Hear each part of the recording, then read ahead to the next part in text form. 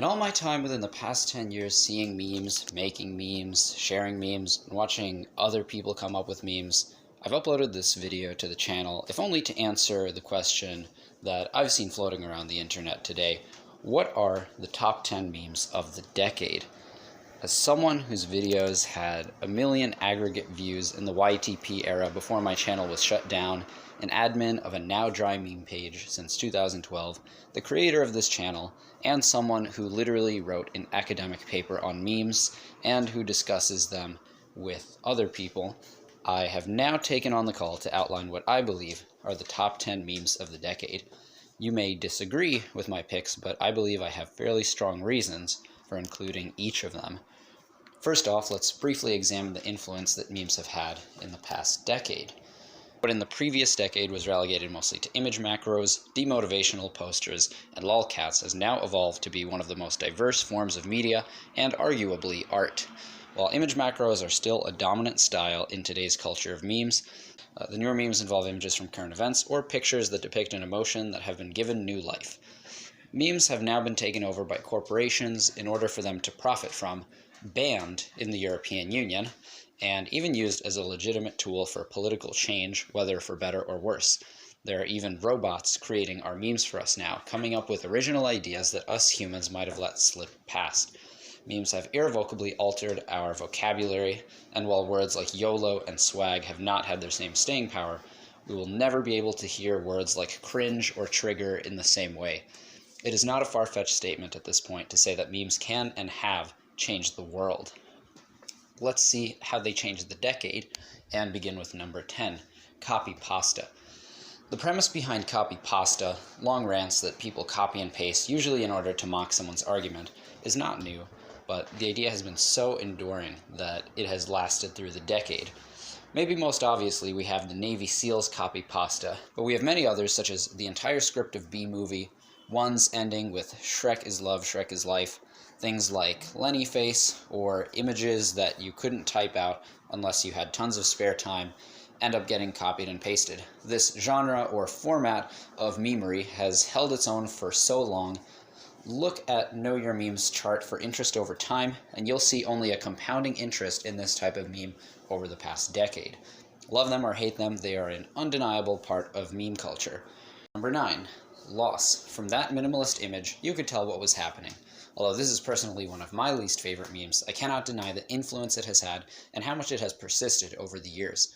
Originally, Loss refers to a comic depicting a character dealing with his partner's miscarriage. The comic has been remixed so many times that it is instantly recognizable in any form, getting many people wary to ask in such similar images, is this loss?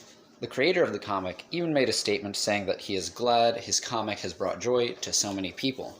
Number 8 on the list begins with SpongeBob. As a character in the late 90s and early 2000s, this show was mimetic for its use of clever catchphrases like SpongeBob's signature "I'm ready," Oh, Mr. Krabs, or Mr. Krabs' laugh, "Yar, har, har, har, har."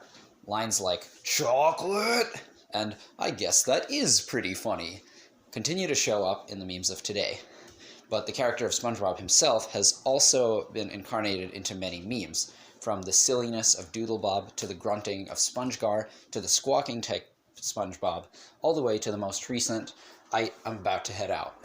It's clear that SpongeBob and the characters around him will continue to serve as a template for many memes in the future. Number 7, another one of those enduring memes is Doge. While this Shiba Inu started the decade with an innocent expression and Comic Sans font of adverbial phrases like "such scare," "so amaze," and usually ended with the line "wow," I found myself quickly disappointed at how quickly this meme was hijacked and run into the ground. However, the meme persists today, albeit in a very different form, one that I find much more enjoyable. Plus, with the advent of cryptocurrency, it's literally a legitimate form of money and investment. Can you say that about any other meme? Number 6 on the list is Kermit the Frog. This character fundamentally changed the meaning of the word tea, and while that's the biggest contribution, think of all the memes he's been involved in since. We have the Dark Side Kermit, I'ma keep it real with you, Chief, and my personal favorite because of Kermit's observed face, when your ex dies. Sad Kermit, open wide Kermit, Jim Henson would be proud. Moving on to our next one, we have Wojak, who, especially at the beginning of this decade, has started out very strong. First identified with "I know that feel, bro," or "that feel when," Wojak exemplifies the idea of feels or feelings. In more recent times, he was used as the template for the non-playable character, or NPC, someone who reacts automatically to news of politics. And in between, we have seen him as a representation of different generations, with either an expanding brain or a melting brain, or withered beyond recognition. Wojak has weathered the storm of the volatile meme cycle, whereas most memes these days become outdated weeks or even days from their popularity. I only see Wojak continuing this trend. However, no discussion of Wojak would be complete without his antithesis, Pepe. Whereas Wojak is seen as neutral, emotional, or sad by nature, Pepe the Frog is a total smug troll who is transformed into what some would call a hate symbol. Whether we're talking rare Pepes, feels bad, or feels good man, to the more violently smug hijacking by right extremists and trolls, the don't come into school tomorrow beta uprising Pepe, anger at normies, his recent incarnation into a clown. This really has been a great decade for frogs in memes.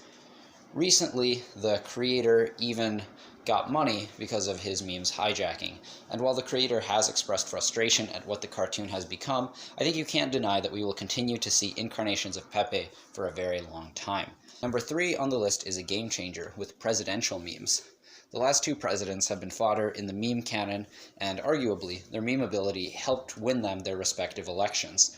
At the very least, their office gave the public no shortage of content. We have, and I'm going to need a deep breath for this one, Not Bad Obama, Upvoting Obama, Obama Talking with Biden, Thanks Obama, The Chaos Emeralds, Obama's Last Name, Obama Giving Himself a Medal, Best Taco Bowls Are Made in Trump Tower, Supporters Hijacking Pepe for Their Own Beta Uprising Purposes, The Word Sad, Bigly, Fake News, Bing Bong, Hamburger, Kafifi, That Infamous Tenno photo, His Small Hands which he had to address in a televised debate, His characteristic use of superlatives, the idea that his bureaucratic ineptitude is actually him playing 4-dimensional chess, Thank You Kanye Very Cool, Small Loan of $1 million, The P-Tape, Orange Man Bad, Sharpiegate.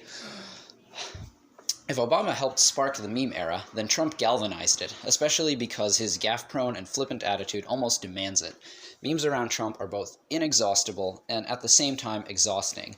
While it is possible to take a statesman and turn him into a meme, it isn't even necessary for someone who honestly acts like one. At number 2, we have what was arguably the largest force in memes in the beginning of the decade, but one that still has an enormous influence today, Rage comics.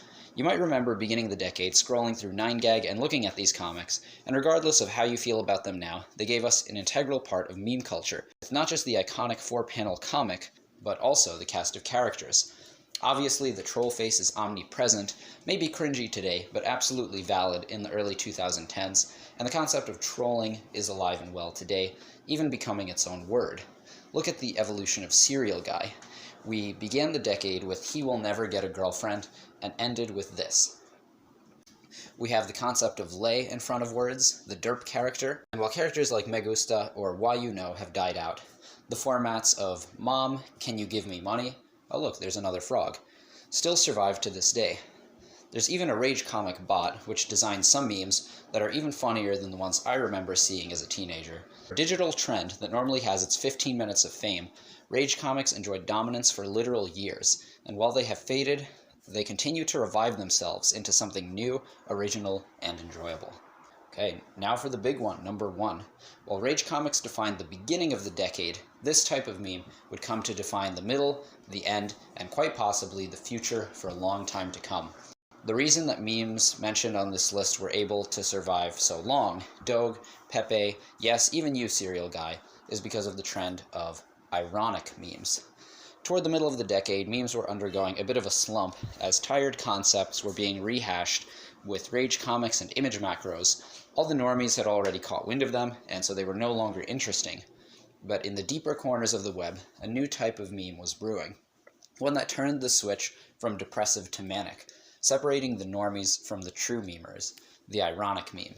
While still using features familiar to a meme template, the images would distort or misrepresent the meaning of the meme to comedic effect, and when a meme was pronounced dead, or people didn't like its popularity, they poked fun at it by using it ironically. What's so interesting is that what started as a smaller subculture became the dominant meme lord culture. All the funniest, most absurd memes will follow this template, and in doing so, went from counterculture to, well, the culture of memes. Concepts like Peter Griffin, the letter B, deep frying a meme were so prevalent that they became part of the dominant meme culture, and when they stopped being funny to everyone over the age of 12, they found themselves being remixed yet again. While you might hate your aunt's Minion post, you love to see when memes stick it to the boomers by completely distorting everything they hold dear, keeping the format inaccessible to the olds by creating your own in-group. Even the idea of dank memes or ironic memes has become ironic itself, thus trapping them in an endless cycle of themselves. Without ironic memes, we wouldn't have the advent of bottom text as a meme, surrealist memes like the stonks guy. I would argue that these concepts and this explosion of creativity helped lead to a meme renaissance. And yes, while it has become cliché to see the Doritos, MLG, and Horn as a symbol of dank memes, they are part of the culture and can themselves be continually made fun of. Making the meme ironic can breathe new life into it, even after you think it stands on its last legs.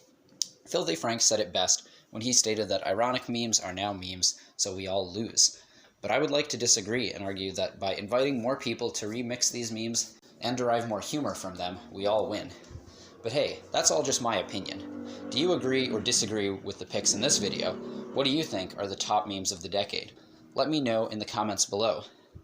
And remember, while cats won the last decade, this one was all about the frogs.